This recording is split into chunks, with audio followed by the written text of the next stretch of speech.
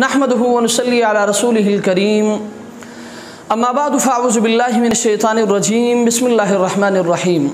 सक्खर से मोहतरम जाहिद साहब ने सवाल किया है। उनका सवाल ये है कि कुर्बानी का गोश्त कितने दिनों तक रख कर खा सकते हैं।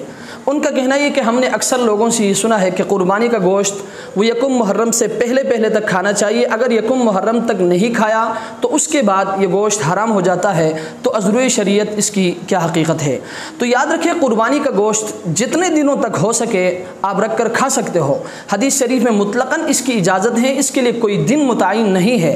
अलबत्ता आपने जो लोगों से ये सुना है कि कुर्बानी का गोश्त वो यकुम मुहर्रम से पहले तक खाना चाहिए, उसके बाद ये गोश्त हराम हो जाता है, तो याद रखें इस बात की कोई हकीकत नहीं है।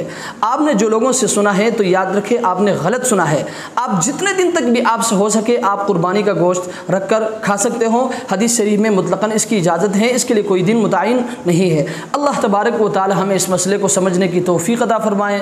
व आखिरु दावाना अनिल हम्दुलिल्लाहि रब्बिल आलमीन।